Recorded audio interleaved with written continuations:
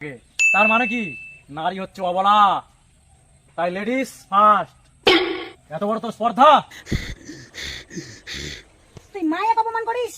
এই বিশ্বভুবনে আমি মা, তুই বেশি কথা বলবি না। বৃক্ষ তোমার নাম কি? ফলে পরিচয়। ব্যাং কোথাকার, কুয়ার ব্যাং, সমুদ্রের খবর তুই কি জানিস? আমি নারীকে প্রহার করি না। এত বড় তোর হিম্মত? ঝগড়া গন্ডগোল না লাগালে আমাকে আর ভালো লাগে না। ওহো, দুর্গাপূজা চলে আসিছে, যাই তো এই অসুর বেটা কি করছে? ব্রহ্মা আমাকে অমরত্ব কোথায় জানি আমি, আয় এবার দেখাই দিচ্ছি। নারায়ণ নারায়ণ, আমাকে পাত্তাই দিচ্ছে না। এই বেটা কি নিয়ে ব্যস্ত আছে রে? ওহো, ওই পাবজি।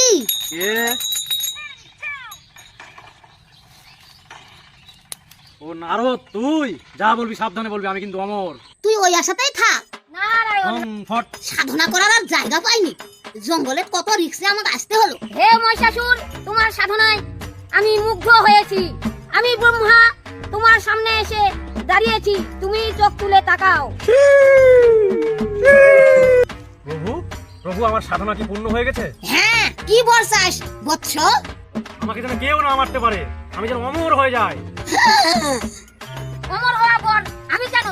আমার বাপও দিতে পারবে না। পাপী, দুরাচার, এগুলা কোন কথা বলিস? এই বর কোনোদিন চাবি না। প্রভু, আপনি আমাকে অমরত্ব দিতে পারবেন না, আপনি চলে যান, আমি কোনো বর চাই না। আমার সাধনা মিথ্যা হয়ে গেল, সব সাধনা আমার মিথ্যা হয়ে গেল। এই জগতে ব্রহ্মাকে কেউ আর কোনোদিন পূজা করবে না, কেউ চিনবে না তাকে। তাই তো আমার কলঙ্ক বদনাম হয়ে যাবে, আমার আর প্র্যাকটিস থাকবে না। মাংস খাওয়া অসুরে চালে ভুলাতে আর কতক্ষণ? এই ত্রিভুবনে তো কোনো পুরুষ মারতে পারবে না।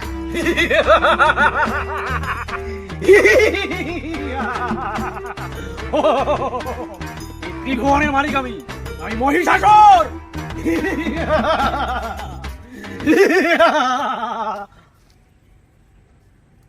আমি অমর আজকে থেকে। কোন পুরুষ যদি আমাকে না মারতে পারে, তাহলে আমাকে আর কে জগতে মারতে পারবে? আমি তো অমর হয়ে গেলাম। মুখে খালি তোমার ফটর ফটর, ওই স্বর্গরাজ্য তুমি দখল করে আমাকে দেখাতে পারবে না। তোমার দ্বারাই হবে না। এত বড় তোর কথা?